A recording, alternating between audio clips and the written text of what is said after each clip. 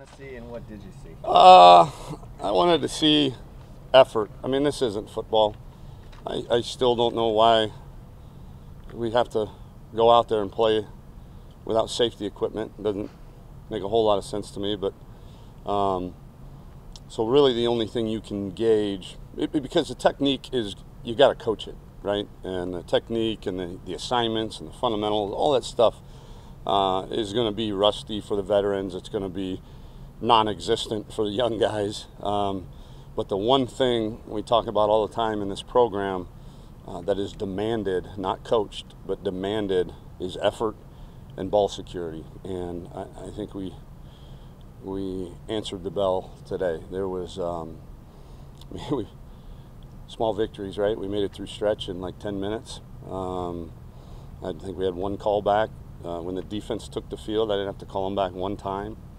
You know, there was very few things as far as effort that were that had to be addressed. That has to be really satisfying, though, because of a year ago you stood here and said, you know, how long it took to go through stretching and how long it took to do this. I mean, how far has this program come, and how satisfying is that? It's the reason that we were in all of the games that we were in last year. Well, we got to learn how to finish. We got to learn how to play smarter. We got to coach better. We got to coach them how to finish and how to play smarter. But I can't tell you how many people said of last year's team, man, you got them really playing hard. And that is about as good a compliment as you can receive as a coach. And to see it carry over and to see the work that Coach McKnight has done and the continual building of this culture was very satisfying, to be honest with you. Again, what does that mean? I don't know. I mean, we still gotta execute inside zone, and we still gotta, you know, tackle people, and we still gotta cover people and all that stuff, and block people and so on and so forth. But for what you can glean from a non-padded practice, I was pleased. I know you need to look at film, but anyone kind of catch your attention, catch your eye today? Yeah. I mean, I'm not gonna lie to you. Never do. The two quarterbacks, young quarterbacks, they didn't look out of place, which was good. Obviously, they screwed their fair share of things up, but they looked like they belong. You know, when we jogged, the guys that jog out with the first group at D-line and B backer with Charles O'Menahue, Taquan Graham was actually playing nose today, and then Brecken Hager, and then Malcolm Roach at B backer. That's a strong, powerful, explosive group up front, and they played like, it's hard to, again, D-line playing without pads. I mean, that's not a whole lot. I would say all the young guys, all the newcomers really did not, again, somebody asked me yesterday in the presser, but that they've exceeded expectations, and they did so as well today on the field. Have you told the players or your assistants, you know, guys, after 15 practices, we need to be good at this or that, whatever? No, we've had, obviously the two big words of the offseason have been develop and finish. So I think we need to improve dramatically in those two areas, and obviously that'll continue into the summer conditioning. But I also think offensively, we've got to find an identity in the run game. We've got to be more efficient in the pass game, and we've got to be better on third down. I think those were the three offensive goals. What did you see from Cosme last year in his redshirt year, winter conditioning, that makes you think he's ready to take another step? He's raw but strong and powerful, and he's got length and aggressiveness. Again, even at this level, offensive linemen aren't supposed to play probably until their third year, till their redshirt sophomore year. And so I definitely don't want to put any unwarranted expectations on Samuel Cosme. He's just somebody that has impressed in the winter off season and excited about his trajectory. You joked a lot about how like Kirk Stetter is just not going to automatically add on 20 or 30 pounds Right. last year. Like, what kind of progress has he made? He's shaving now on a regular basis. Okay. Yeah, that's pretty exciting. Pounds or his face? What? Face. He looks like a guy that's played 10 college football games out there. He's obviously bigger, stronger, more flexible, but I mean, when he walked out there last year, every time it was like, I was like, oh my, everything was big and bright and probably a bit overwhelming, and so now it's a bit old hat. He looks like a veteran out there. Physically, does he look physically better? Yeah, I think he's 302 pounds now.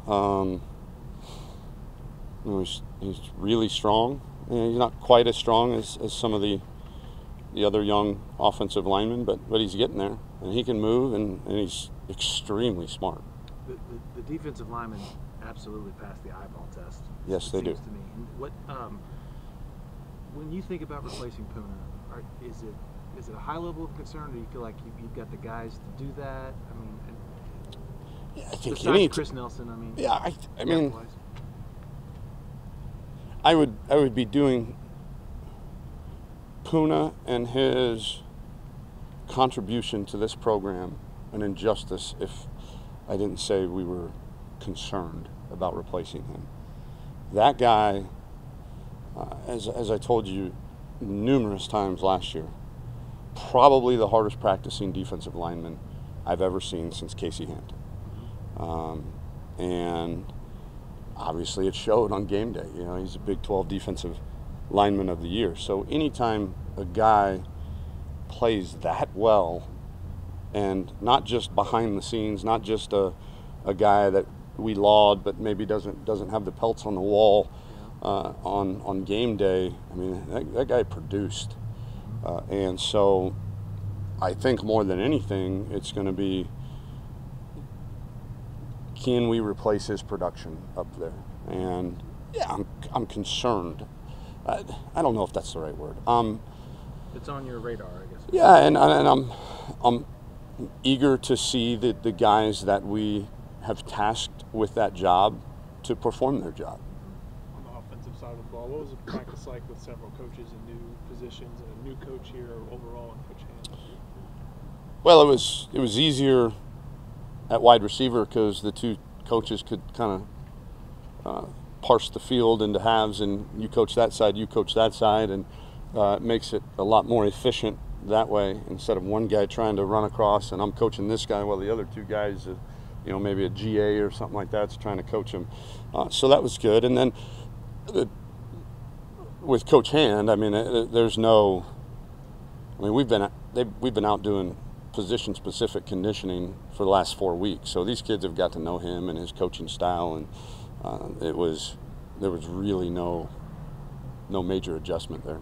Tom, with Coach Hand, just getting to watch him work with guys, and I know they're not in pads, obviously, but just the way he teaches, the fundamentals, the little things he hones in on, just what do you like about the way he teaches that position?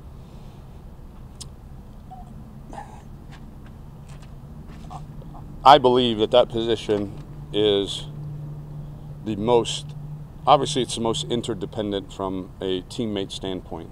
I literally can't do my job correctly if you don't do the guy next to you doesn't do his job correctly. But it's also the most technically challenging. You can be this,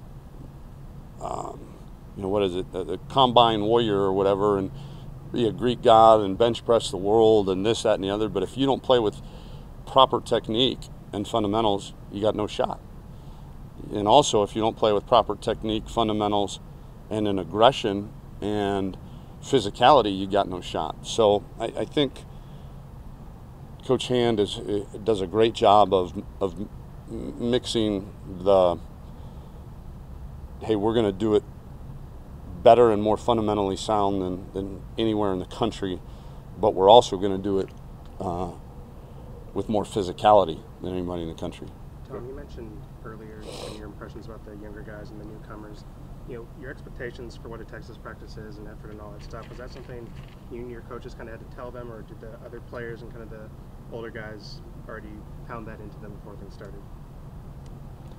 I think they did, because there was, I think we called one young guy back, and there was a lot of older guys that were not real happy with that young guy. So that put a smile on my face to know that we got through a 2-hour and some change practice, and only one newcomer had to be disciplined for lack of effort or finish. And so that was, and really all I had to do was blow the whistle and say his name, and the leaders of this group got on him pretty good. And so that's encouraging. That's when you know you're headed in the right direction. When will you know if you have a punter? When's the first game? I mean, seriously. I mean, you can do all you want. It's kind of like kicker, right? Hey, we're gonna go 100% in practice, and he's gonna, bang him 45 yards with 5.5 hang time here. But you put however many people are going to be in RFK Stadium, or is it still RFK Stadium? FedEx. Huh? FedEx Field. I mean, kind of joking, but kind of not. Chip, be honest with you. I mean, we'll know we've got a chance by the end of spring if he's got a chance. Which is nice shirt. What's Family Friday? Oh yeah, actually this is one from the season. So Family Friday is our walkthrough on Friday when we go out and we play games with each other, and kind of get to know each other and fellowship, and then we do a walkthrough, and then we go to the hotel, and there's no football. It's all fellowship, and it's all playing cards, playing Connect Four is like a big thing now. Kids are playing Connect Four. We play dominoes. We watch movies. The Friday night football. We watch Coach Brown's game on Friday night and eat popcorn and just kind of get to know each other. So these are the shirts that we wear, and it just happened to be the one I grabbed in my locker. So this is every Friday that you guys are doing this? During the season. During the season. Yeah. What's your best board game? Ooh.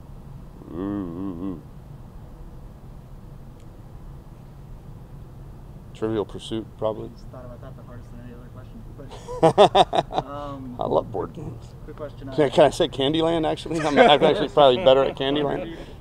So what Underrated. point are y'all going to start putting in more complicated defenses and offenses and start really getting into in the spring? Are y'all going to be doing that? One of the things that I felt I could have done a better job as the head coach last year was Todd Orlando is so good at teaching his scheme. It's why I hired him, and why I'm still in awe to this day how he can get so much defense taught.